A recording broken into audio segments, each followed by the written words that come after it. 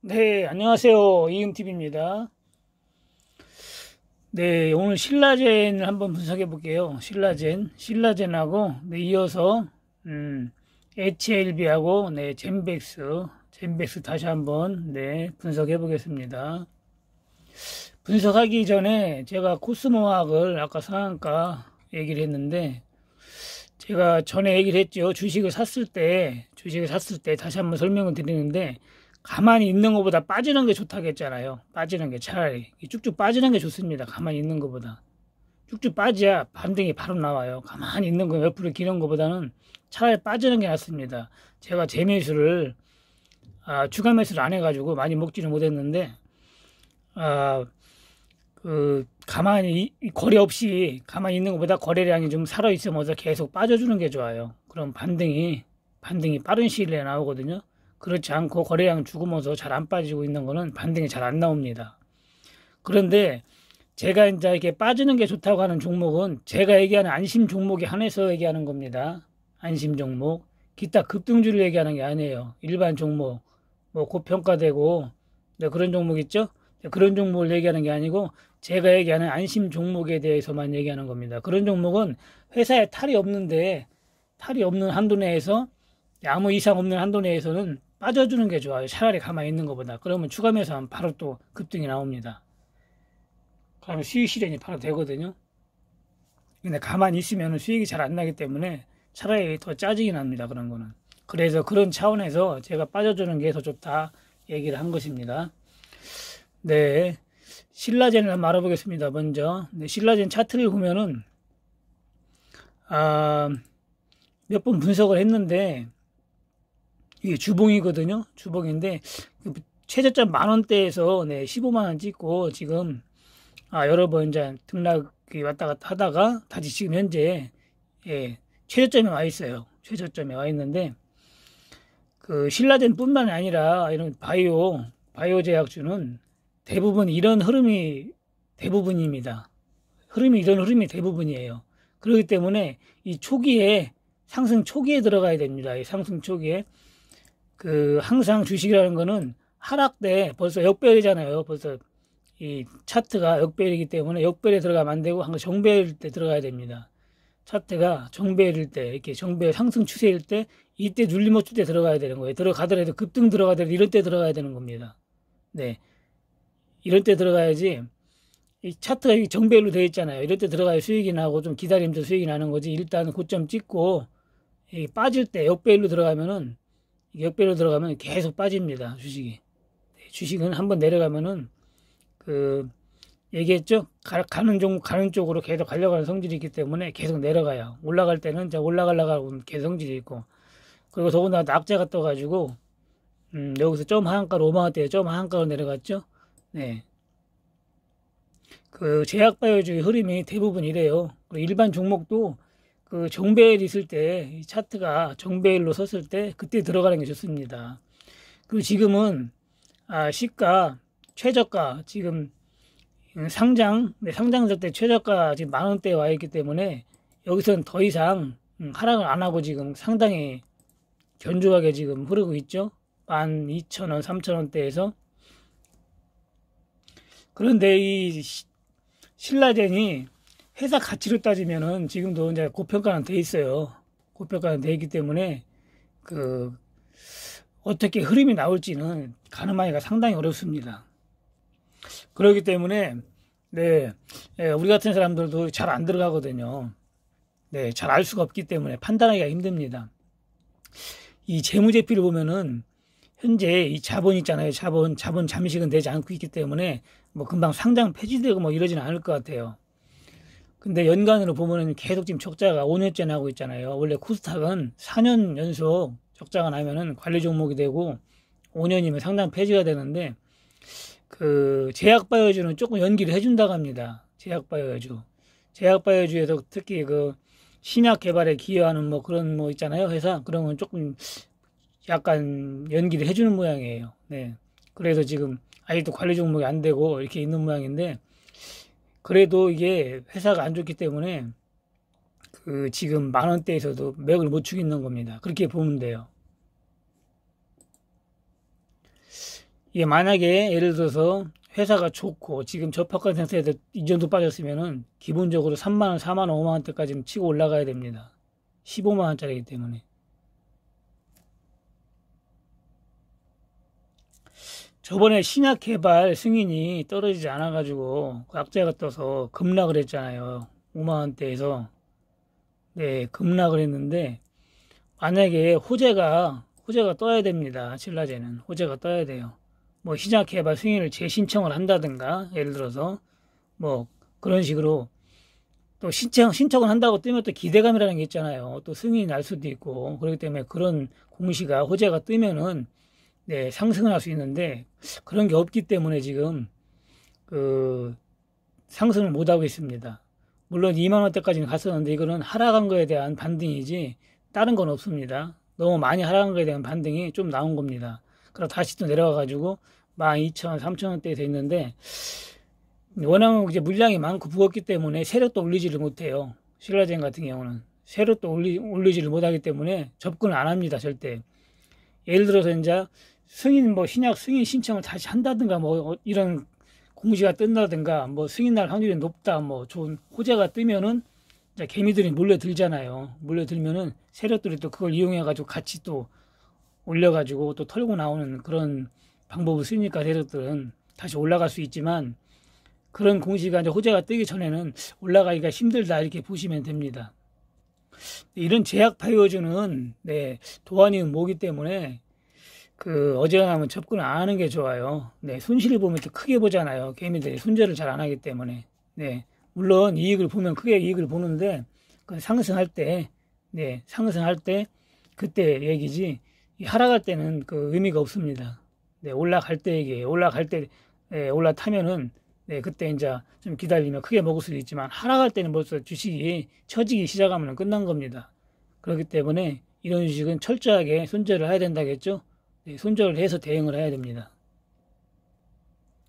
그냥 막연히 들고 있기는 뭐하다 싶으면은 한 15,000원 넘어가면 조금 줄였다. 또 한 12,000원까지 오면은 조금 매수했다. 아니, 저점이 8,000원이니까 8,000원대까지 떨어졌었네요. 네, 그런 식으로 조금 반은 사고 팔고 하든지 아니면은 매수가가 얼마인지는 모르지만 손해가 손실이 크지 않고 지금 저가에 만약 잡았다면은 이익 실현하는 게 좋을 듯 합니다. 그리고 다른 종목 편한 거 안심 종목 그런 거 들어가는 게 좋습니다. 분할 매수하면 무조건 수익이 나거든요. 많이 빠져도 신경 쓸 게 없습니다. 네, 코스모하기 그렇잖아요. 제가 얘기했죠. 네, 20% 빠질 때 들어가면은 네, 먹을 수 있다. 최고 많이 빠지는 게 20% 아니면 안심 종목은 10%. 이거 좀 무겁다 하겠죠. 네, 그러니까 20% 무거운 건 20% 보라겠죠. 최대한 네, 그렇게 접근하면 됩니다.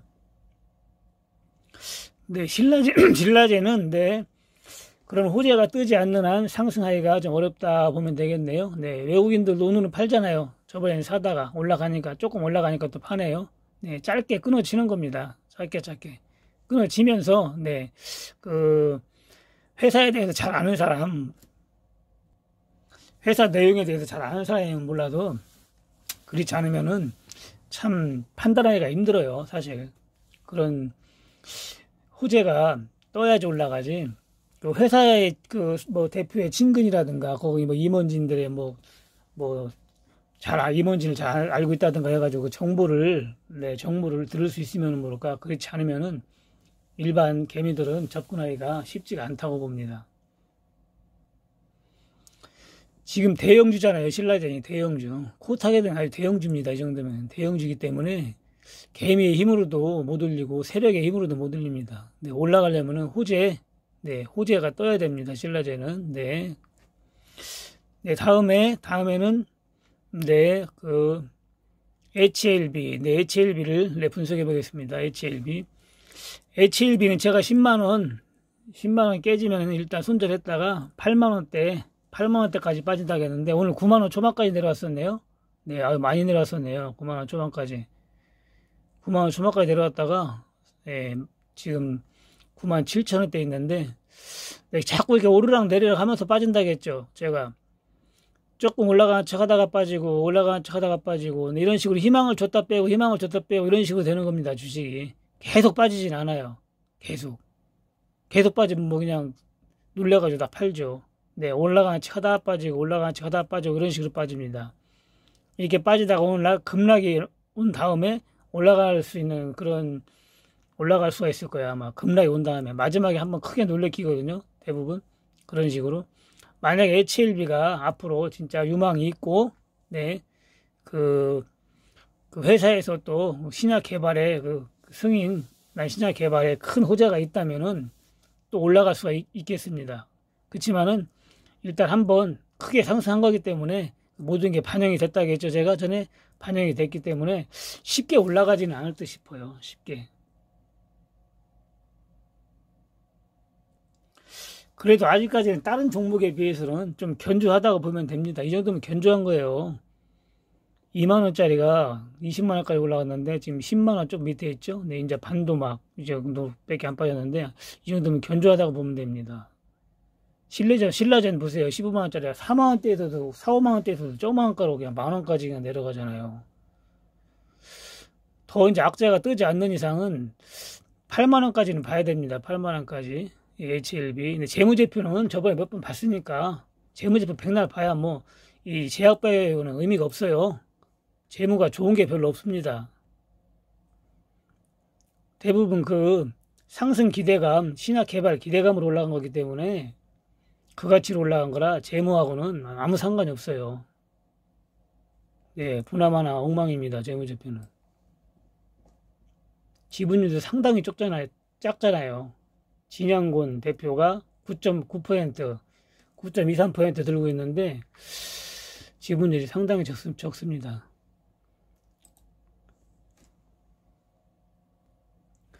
장기적으로 뭐 1년, 2년, 3년 뭐 이런 식으로 보면은 모르겠죠. 어떻게 될라나. 전에도 이 주봉을 보면은 15만 원까지 올라갔다가 2만 원까지 빠졌잖아요. 다시 20만 원까지 갔기 때문에 이게 1년, 2년 걸렸습니다. 2년. 그럼 다시 이게 제가 8만 원까지 온다고 했죠. 얼마까지 더 빠질지는 모르겠네요. 8만 원 찍고 얼마나 더 시간을 끌지는 모르겠지만은 다시 20만 원을 돌파를 할지 그거는 언제 돌파할지 그건 아무도 모릅니다. 그건 알 수가 없어요. 그냥 막연히 1년이고 2년이고 기다린다 이렇게 생각을 하시면 그때까지 뭐 상납 폐지 안 당하고 계속 있으면은 다시 올 수도 있겠죠. 네. 그런 식으로 주식은 대응을 해야 돼요. 대응.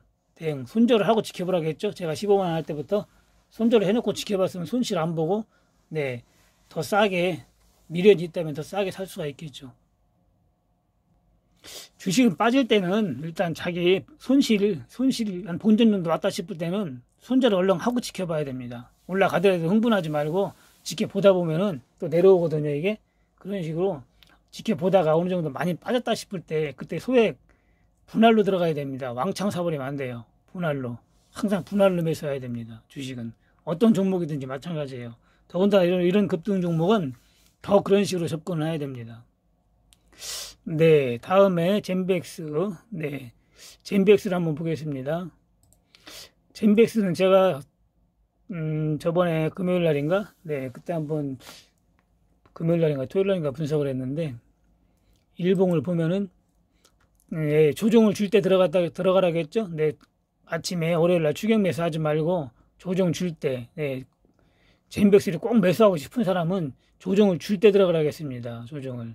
네, 지금 음봉이 좀 많이 나왔잖아요. 네, 이런 식으로 조정을 줄 때 들어가야 됩니다. 내일 또 음봉이 나올지는 모르겠는데 항상 매수할 때는 좀 흥분하지 말고 기다려야 됩니다. 아침에 그냥 또 상한가로 날아가지 않을까 해가지고 시가에 산 사람들은 지금 엄청 손실 봤잖아요. 43,300원에 시작했는데 지금 38,000원이니까 5,000원이나 내려왔습니다. 이런 식으로 조종할 때 매수를 들어가야 됩니다. 분할 매수 들어가야 돼요. 그리고 젠백스 지수가 가벼워서 이거 월요일 날 많이 갈 거라고 했잖아요. 네, 지금도 20% 상승하고 있습니다. 20%나. 네, 이것도 추격 매수하면 이익이 많이 안 났네요. 손실은 아니네요. 추격 매수 했어도 아침에 시가에 샀어도 1,950원에 시작한 게 지금 2,030원이니까. 네, 그 눌림목 줄 때 아침에 젠백스가 빠질 때 놀래서 아마 그때 좀 빠졌을 거예요. 높게 시작했어도 1,810원 찍었었는데 네, 한 1,900원 밑에서는 매수가 가능했겠네요. 했으면은 그러면은 지금 수익이 한 10%는 수익이 났네요. 10% 정도는.